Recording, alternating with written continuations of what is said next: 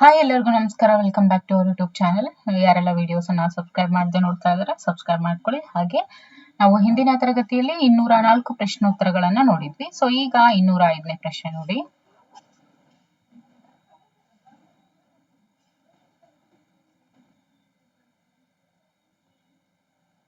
205ನೇ ಪ್ರಶ್ನೆ. The ringing of on electric bell in a enclosed evacuated glass bell jar is not heard outside. ಯಾಕೆ ಅದು outside ಕೇಳಿಸೋದಿಲ್ಲ? ಯಾಕೆ? Reason is there is no air or any other gas in the bell jar. ಅದಕ್ಕೋಸ್ಕರ ಅದು ಕೇಳಿಸೋದಿಲ್ಲ. ಯಾಕೆಂದ್ರೆ sound does not travels in vacuum ಅಂತ ಹೇಳ್ತೀವಿ. ಅದಕ್ಕೆ ಏನಾದ್ರೂ ಒಂದು ಮೀಡಿಯಂ ಬೇಕು. ಸೊ ಮೀಡಿಯಂ ಇದ್ರೆ ಮಾತ್ರ ಸೌಂಡ್ ಮಾಡೋದು. ಇನ್ನು 206ನೇ ಪ್ರಶ್ನೆ. The speed of sound in a medium depends upon the properties of the medium such as. ಯಾವುದು ನೋಡಿ? ಸ್ಪೀಡ್ ಆಫ್ ದ ಸೌಂಡ್ ಏನಿರುತ್ತೆ ಅದು ಯಾವಾಗ್ಲೂ it depends upon the properties of the medium. ಏನೇನಿರ್ಬೇಕು? ಒಂದು ಮೀಡಿಯಂ ಅಂತ ಹೇಳಿದಾಗ it has some properties like density, temperature, elasticity, ಇವೆಲ್ಲವುಗಳನ್ನು ಕೂಡ ಅದು ಒಳಗೊಂಡಿರ್ಬೇಕು. When we tighten the string, okay? When we tighten the string of sitar ನೋಡಿರ್ತೀರಲ್ವಾ? ಸೊ ಅದ್ರದ್ದು ಸ್ಟ್ರಿಂಗ್ ಅಥವಾ ಸ್ಟ್ರಿಂಗ್ ಏನಿರುತ್ತೆ, ಸಿತಾರ್ ಅಥವಾ ತಾನ್ಪುರ ಅಂತ ಏನ್ ಹೇಳ್ತೀವಿ, ಅದ್ರದ್ದು ಸ್ಟ್ರಿಂಗ್ ಏನಿರುತ್ತಲ್ವಾ ಅದನ್ನ ಟೈಟ್ ಮಾಡಿದಾಗ ಅದ್ರ ಪಿಚ್ ಏನಾಗುತ್ತೆ ಅಂತ ಕೇಳಿದ್ರೆ ಪಿಚ್ ಇನ್ಕ್ರೀಸ್ ಆಗುತ್ತೆ. Okay. The frequency of an ultrasonic wave. Ultrasonic wave the frequency ಬಂದು ಯಾವಾಗ್ಲೂ ಅಬೋವ್ ದ ಆಡಿಬಲ್ ರೇಂಜ್ ಇರುತ್ತೆ.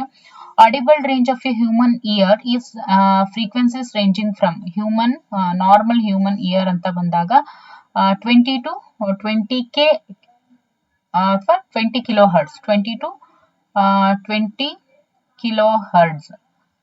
Okay, option C is the right answer. The maximum displacement of the particle in a mechanical wave motion. ನೋಡಿ, maximum displacement of the particle. ಒಂದು mechanical wave motion ಅಲ್ಲಿ maximum displacement of the particle ಏನಿರ್ತಾವಲ್ವಾ ಅದನ್ನ ನಾವ್ ಏನಂತ ಕರಿತೀವಿ? Maximum displacement. ಒಂದು particle ನ ಮ್ಯಾಕ್ಸಿಮಮ್ ಡಿಸ್ಪ್ಲೇಸ್ಮೆಂಟ್ ಏನಾಗುತ್ತೆ ಮೆಕ್ಯಾನಿಕಲ್ ವೇವ್ ಮೋಷನ್ ಅಲ್ಲಿ, ಅದನ್ನ ನಾವು ಆಂಪ್ಲಿಟ್ಯೂಡ್ ಅಂತ ಕರೀತಾರೆ. ಏನಂತ ಕರೀತಾರೆ? ಆಂಪ್ಲಿಟ್ಯೂಡ್ ಅಂತ ಕರೀತಾರೆ. The device use to record the sound ಅನ್ನ ರೆಕಾರ್ಡ್ ಮಾಡ್ಲಿಕ್ಕೆ ಯೂಸ್ ಮಾಡುವಂತಹ ಡಿವೈಸ್ ನ ಫೋನೋಗ್ರಾಫ್ ಅಂತ ಕರೀತಾರೆ. ಏನಂತ ಕರೀತಾರೆ? ಫೋನೋಗ್ರಾಫ್. ಈಗ ಆಲ್ರೆಡಿ ಅದನ್ನ ಇನ್ಸ್ಟ್ರೂಮೆಂಟ್ಸ್ ಅದರಲ್ಲೆಲ್ಲ ಆ ವಿಡಿಯೋದಲ್ಲಿ ಅದಿದೆ. Okay. One can be recognised by his voice alone due to the factor of ಅಂತ ಕೇಳಿದ್ದಾರೆ. ಯಾವುದು? One can be recognise by his voice ಅಂದ್ರೆ ವಾಯ್ಸ್ ಅನ್ನ ರೆಕಗ್ನೈಸ್ ಮಾಡ್ಬೋದು. ವಾಯ್ಸ್ ಇಂದನೇ ನಾವು ವಾಯ್ಸ್ ಒಂದರಿಂದಾನೇ ನಾವು ರೆಕಗ್ನೈಸ್ ಮಾಡ್ಬೋದು. ಯಾಕೆ ಅಂತ ಹೇಳಿದ್ರೆ due to the factor of quality ಅಂತ ಹೇಳ್ತೀವಿ. Not because of amplitude, pitch, loudness. ಏನು? Quality. Quality is the factor. Okay. ಆಮೇಲೆ a timer in A race is at the finish line. ನೋಡಿ, ಎ ಟೈಮರ್ ಏನಿರುತ್ತಲ್ವಾ it is at the finish line. He should start his stopwatch. ಯಾವ ತರ start ಮಾಡ್ಬೇಕು? The moment he sees the flash. Okay, ಅವಾಗ stop ಮಾಡ್ಬೇಕು. And echoes are produced by. Echoes ಯಾವಾಗ್ಲೂ reflection of sound waves ಇಂದ produce ಆಗುತ್ತೆ. ಏನು? Echoes reflection of the sound waves. Echoes are produced by reflection of sound waves.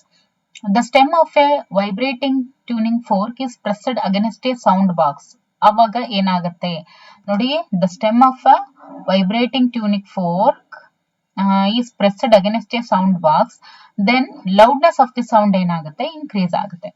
V see the flash of lightning before hearing the thunder because ಅಂತ ಕೇಳಿದರೆ we see the flash of lightning before hearing the thunder ಅಂದ್ರೆ ಥಂಡರ್ನ ಗುಡುಗು, ಸಿಡಿಲು ಅಂತ ಏನ್ ಹೇಳ್ತೀವಿ, ಗುಡುಗನ್ನ first ಕೇಳ್ತೀವಿ ಸಿಡ್ಲನ್ನ ನೋಡೋಕ್ಕಿಂತ ಮುಂಚೆ. No we see the flash of lighting before hear the thunder ಅಂದ್ರೆ ಗುಡುಗಿಗಿಂತ ಮುಂಚೆ ನಾವೇನ್ ನೋಡ್ತೀವಿ? ಸೊ ಫ್ಲಾಶ್ ಆಫ್ ಲೈಟನಿಂಗ್ ಅನ್ನ ನೋಡ್ತೀವಿ. ಯಾಕೆ? ಅದು ಫಸ್ಟ್ ಅಂದಾಗ ಯಾಕೆ flash on we see the flash of lightning ಗುಡುಗಿಗಿಂತ ಮುಂಚೆ ಯಾಕೆ ನಾವು ಸಿಡ್ಲನ್ನ ನೋಡ್ತೀವಿ ಮೀನ್ಸ್ ಅಂತ ನೋಡಿದಾಗ light travels very much faster than sound. ಅದಕ್ಕೋಸ್ಕರ. Okay, light it travels very much faster than the sound. ಇದೆಲ್ಲ ಟಿಇಟಿ ಕ್ವೆಶನ್ಸ್. ಓಕೆ, ಇವೆಲ್ಲ ಟಿಇಟಿ, ಸಿಟಿಇಟಿ ಕ್ವೆಶನ್ಸ್ ಜೊತೆಗೆ ಇದು GPSTR ಅಲ್ಲೂ ಕೂಡ ರಿಪೀಟೆಡ್ ಕ್ವೆಶನ್ಸ್ ಇವೆಲ್ಲ. ಸೌಂಡ್ ವೇವ್ಸ್ ಅನ್ನ ಏನಂತ ಕರೀತಾರೆ? Sound waves are electromagnetic waves. Okay, sound waves or electromagnetic waves. While crossing a suspension bridge, the soldiers are ordered to break steps. ಯಾಕೆ ಅಂತ ಹೇಳಿದ್ರೆ, because resonant vibrations caused by their marching can damage the bridge, increasing the amplitude to dangerous proportions. ಅದಕ್ಕೋಸ್ಕರ. ಇನ್ನು hydrophone ಅನ್ನುವಂಥದ್ದು it is an instrument. ಏನಕ್ಕೆ use ಮಾಡ್ತಾರೆ? For determining the depth of ocean bottoms. Okay, hydro ಅಂದ್ರೇನು? Water, ಹೌದಲ್ವಾ? So depth of the ocean bottoms, ಅದಕ್ಕೋಸ್ಕರ ಈ hydrophone ಅನ್ನ ಯೂಸ್ ಮಾಡ್ತಾರೆ. Bats flying in the dark avoid obstacles. ನೋಡಿ, bats flying in the dark, ಅವು avoid obstacles. ಯಾಕೆ? Because they produce ultrasonic waves which guide them, ಅದಕ್ಕೋಸ್ಕರ. When two similar sources vibrate with slightly different frequencies, a regular rise and fall occurs in the loudness of tone. ಇದನ್ನ ಏನಂತ ಕರೀತಾರೆ? ಇದನ್ನ beats ಅಂತ ಕರೀತಾರೆ. ನೋಡಿ, ಎರಡು similar sources vibrate with slightly different frequencies ಮಾತ್ರ ಚೇಂಜ್ ಇರುತ್ತೆ, but rise and fall occurs in the loudness of the tone. Okay, so ಅದನ್ನ ಬೀಟ್ಸ್ ಅಂತ ಕರೀತಾರೆ. When sound travels from one medium to another, the quality which remains unchanged is frequency ಅಂತ ಹೇಳ್ತೀವಿ. In a concert hall, reverberation is controlled by. ಇವಾಗ ಒಂದು concert ಹಾಲ್ ಅಂತ ಇದೆ ಅಂತ ಅನ್ಕೊಳ್ಳಿ. ಒಂದು ಕನ್ಸರ್ಟ್ ಹಾಲ್ ಅಥವಾ ಒಂದು ಪ್ರೋಗ್ರಾಮಿಂಗ್ ಹಾಲ್ ಅಂತ, ಅಥವಾ PVR, ಏನು ಸಿನಿಮಾ ಥಿಯೇಟರ್ಸ್. ಓಕೆ, ಒಂದು ಕನ್ಸರ್ಟ್ ಹಾಲ್ ಅಲ್ಲಿ ಇರುವಂತ ರಿವರ್ಬರೇಷನ್ ಯಾವಾಗ್ಲೂ ಕಂಟ್ರೋಲ್ ಆಗೋದು ಎದ್ರಿಂದ? ಅಂದ್ರೆ ನಾವು ಯಾವ ರೀತಿ ಕಂಟ್ರೋಲ್ ಮಾಡಬಹುದು ಅಂದ್ರೆ, lining the walls with leather panels put on over a layer of sound absorbent glass fibre. ಅದರಿಂದ. Okay, when a whistling engine approaches a person standing on the platform, the frequency or the note appears to increase. ಏನಾಗುತ್ತೆ? Increase ಆಗ್ತಾ ಹೋಗುತ್ತೆ. Sound waves in air travel faster. ನೋಡಿ, air ಅಲ್ಲಿ ಇರುವಂತಹ sound waves travel faster ಯಾವಾಗ? If air is warmer ಇದ್ದಾಗ. Temperature influence ಮಾಡುತ್ತೆ ಅಂತ ಹೇಳಿದ್ವಿ ಅಲ್ವಾ? ದಟ್. ಇನ್ನು acoustically quality of a room depends on. Acoustically quality of room always depends on size and shape of the room, ability of the ceiling, walls and floor to exclude unwanted sound, the use of ಫರ್ನಿಶಿಂಗ್ಸ್ made of sound absorbing materials. ಇವೆಲ್ಲವೂ ಮೇಲೂ. ಇನ್ನು ultrasonic waves are used. ಏನನ್ನ use ಮಾಡ್ತವೆ? ಇನ್ನು ನೋಡಿ, ಅವನ್ನ medical ಮತ್ತೆ surgical ಡಯಾಗ್ನೋಸಿಸ್ಗೆ ಯೂಸ್ ಮಾಡ್ತಾರೆ. In testing the quality of linings and pads used in vehicles and aircraft brakes, ಅದ್ರಲ್ಲಿ ಯೂಸ್ ಮಾಡ್ತಾರೆ. To clean surgical instruments, jewellery and similar articles, ಇವೆಲ್ಲದರಲ್ಲೂ ಕೂಡ ಅಲ್ಟ್ರಾಸೋನಿಕ್ ವೇವ್ಸ್ ಅನ್ನ ಯೂಸ್ ಮಾಡ್ತಾರೆ. ಸೋನಾರ್, ಸೌಂಡ್ ನ್ಯಾವಿಗೇಷನ್ ರೇಂಜಿಂಗ್ ಅಂತ ಹೇಳ್ತೀವಿ. ಇದು ಕೂಡ ವಾರ್ಶಿಪ್ಸ್ ಅಂಡ್ ಮಿಲಿಟರಿ ಏರ್ಕ್ರಾಫ್ಟ್ ಅಲ್ಲೂ ಕೂಡ ಯೂಸ್ ಮಾಡ್ತಾರೆ. To locate enemy submarines. ಆಮೇಲೆ used by the ships to determine the depth of the water beneath them. ಆಮೇಲೆ ಇದನ್ನ ಒಂದು ಡಿಟೆಕ್ಟಿವ್ ಡಿವೈಸ್ ಅಂತ ಕರಿತೀವಿ, that uses sound to locate under. ಅಂದ್ರೆ ಸೌಂಡ್ ಅನ್ನ ಯೂಸ್ ಮಾಡ್ಕೊಂಡು, ಅಂದ್ರೆ ಇದು ಸೌಂಡ್ ಅನ್ನ ಯೂಸ್ ಮಾಡ್ಕೊಳ್ಳುತ್ತೆ to locate under water objects ಅನ್ನು ಕಂಡುಹಿಡಿಯಲಿಕ್ಕೆ. A device used in a ship for the purpose of measuring the depth of the sea is, that is fathometer. Depth of the sea is purpose of measuring the depth of the sea. ಅದು ಫ್ಯಾಥೋಮೀಟರ್ ಅಂತ ಹೇಳ್ತೀವಿ, ಹೌದಲ್ವಾ? ಇಲ್ಲಿ ಹಿಂದೆ ಒಂದ್ ನೋಡಿದ್ವಿ, ಏನು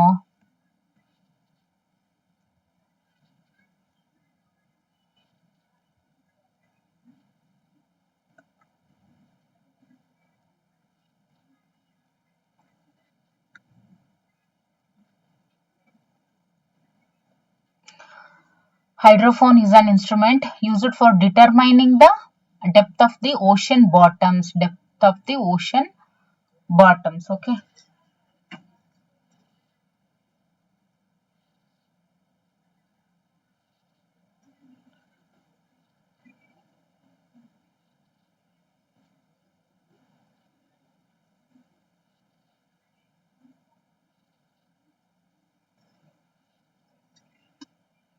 ಅಂದ್ರೆ depth of the ocean bottoms ಅಂದ್ರೆ ಅಂಡರ್ ವಾಟರ್.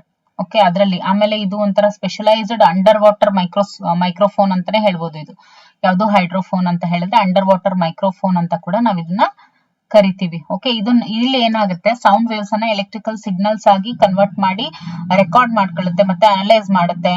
ಓಕೆ, ಸೊ ಇದನ್ನ ರಿಸರ್ಚ್ ಮರೈನ್ ರಿಸರ್ಚ್ಗೆ ಯೂಸ್ ಮಾಡ್ತಾರೆ, ಆಮೇಲೆ ಸೋನಾರ್ ಸಿಸ್ಟಮ್ಸ್ಗೆ ಯೂಸ್ ಮಾಡ್ತಾರೆ, ಎನ್ವಿರಾನ್ಮೆಂಟಲ್ ಮಾನಿಟರಿಂಗ್ಗೆ ಯೂಸ್ ಮಾಡ್ತಾರೆ. So it determines the depth of ocean bottoms. Okay,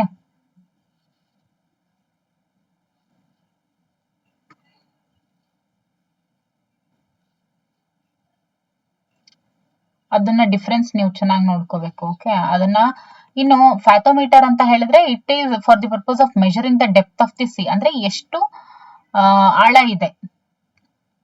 okay, by using echo sounding techniques, by using echo sounding techniques. Okay, depth of the ocean ಅಥವಾ depth of the sea, ಇದಕ್ಕೆ ಇದನ್ನ use ಮಾಡ್ತಾರೆ.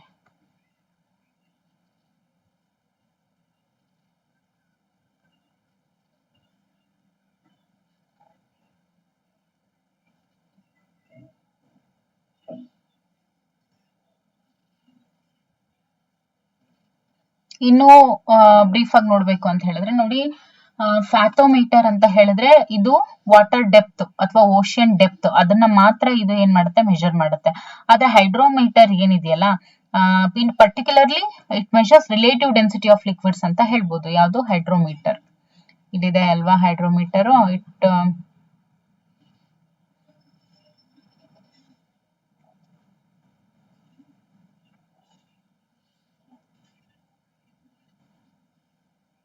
ಹೈಡ್ರೋಫೋನ್ ನೋಡಿ, ಇದು hydrophone ಅಲ್ವಾ. It determining ಅಂದ್ರೆ for determining the depth of the ocean bottoms.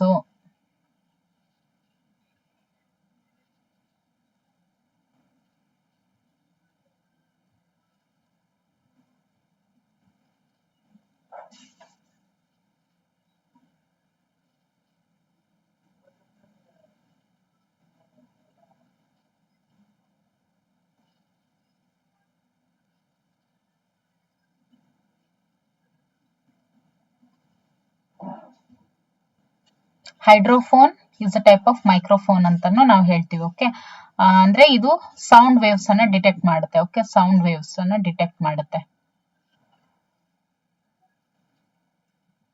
Under water ಅಲ್ಲಿ sound waves ಅನ್ನ ಡಿಟೆಕ್ಟ್ ಮಾಡುತ್ತೆ ಇದು. ಓಕೆ,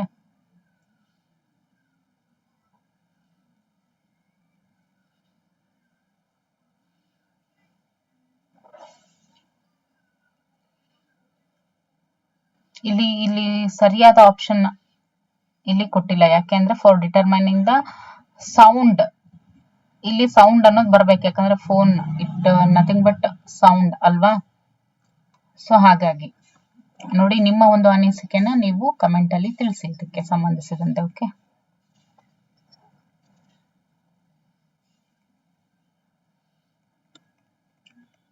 ಇದು ಕ್ಲಿಯರ್ ಆಯ್ತಲ್ವಾ?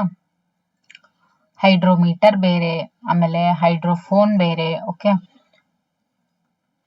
ಇನ್ನು scientist who first sent electromagnetic waves to distant places was, ಯಾರು ಫಸ್ಟ್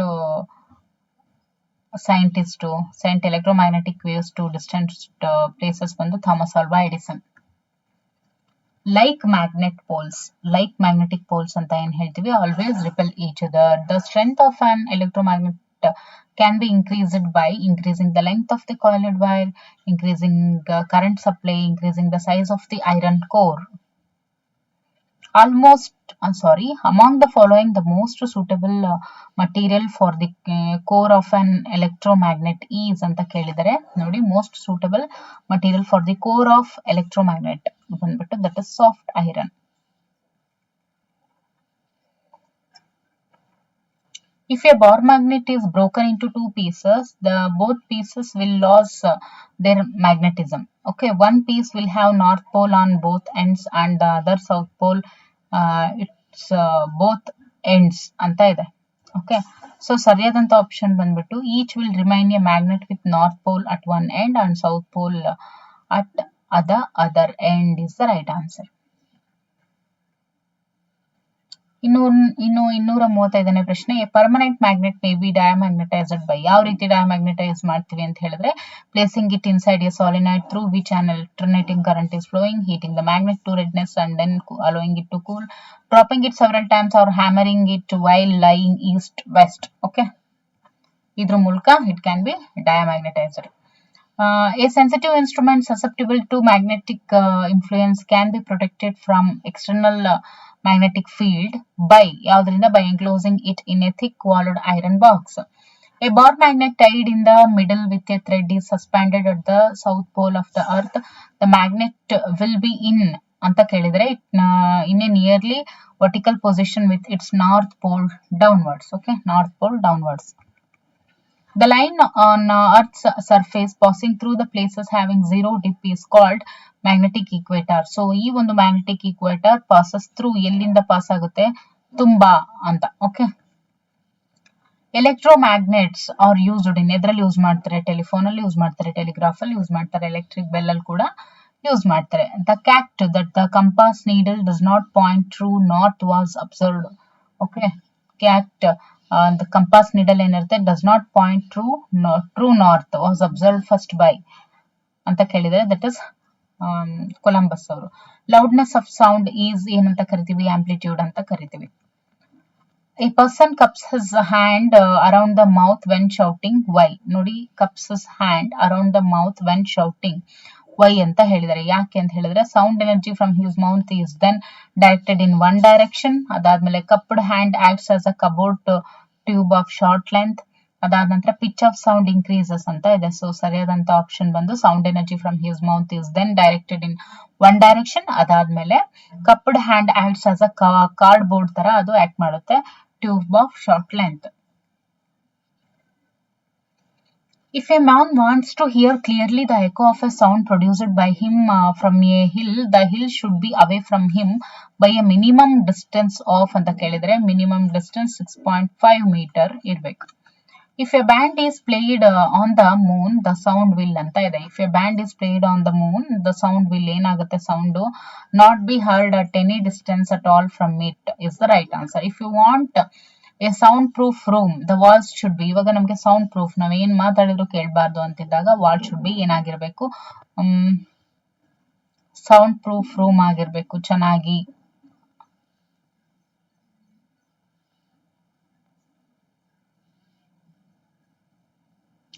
ಸೌಂಡ್ ಪ್ರೂಫ್ ಬೇಕು ಅಂತ ಹೇಳಿದ್ರೆ ವಾಲ್ಸ್ ಯಾವಾಗ್ಲೂ ಗುಡ್ ಅಬ್ಸಾರ್ಬರ್ಸ್ ಆಫ್ ಸೌಂಡ್ ಆಗಿರ್ಬೇಕು. ಓಕೆ,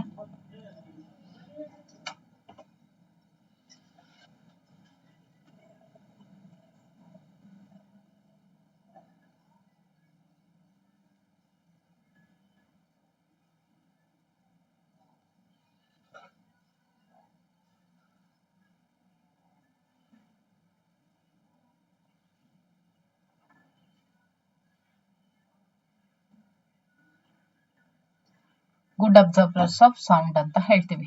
ವಾಲ್ಸ್ ಯಾವಾಗ್ಲೂ ಗುಡ್ ಅಬ್ಸರ್ಬರ್ಸ್ ಆಫ್ ಸೌಂಡ್ ಆಗಿರ್ಬೇಕು. When a charged rod is brought near a collection of small pith balls, ಅವಾಗ balls. When a charged rod is brought near a collection of small pith balls ಏನಾಗುತ್ತೆ ಅಂತ ಕೇಳಿದ್ರೆ, it will jump rapidly up and down for a short time. In experiments on static electricity, the standard method for obtaining small amounts of positive electricity is to rub a glass rod with silk. The force of attraction or repulsion between two charged bodies is directly proportional to the product of the charges and inversely proportional to the square of the distance between them. This is propounded by ಅಂತ ಕೇಳಿದ್ದಾರೆ. ನೋಡಿ, force of attraction or repulsion between two charged bodies is directly proportional to the product of the charges and inversely proportional to the square of distance between them ಅಂತ ಹೇಳಿದಂತವರು Coulomb ಅವರು. Out of the following which is an insulator ಅಂತ ಕೇಳಿದ್ದಾರೆ. So dry wood ಅನ್ನುವಂಥದ್ದು insulator which does not conduct electricity. Okay, and a rod of brass is held in hand and rubbed with fur. So the rod is found to have no charge. Rod of brass is held in hand, rubbed with fur. ಅವಾಗ ಏನಾಗುತ್ತೆ, rod is found to have no charge. Okay. ಇನ್ನು for detecting and testing of small electric charges, ನಾವು for detecting and testing A small electric charges ಏನನ್ನ use ಮಾಡ್ತೀವಿ? Electroscope ಅನ್ನ use ಮಾಡ್ತೀವಿ. Okay,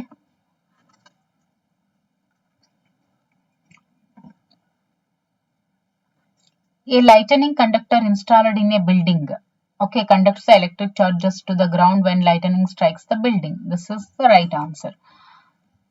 An electric charge is measured in ಅಂತ ಇದೆ. electric charge is measured in coulomb ಅಂತ ಹೇಳ್ತೀವಿ. Okay, so this is about 253 questions. So next ನಾವು continue questions ಅನ್ನ ನೋಡ್ತಾ ಹೋಗೋಣ. Okay, thank you for watching.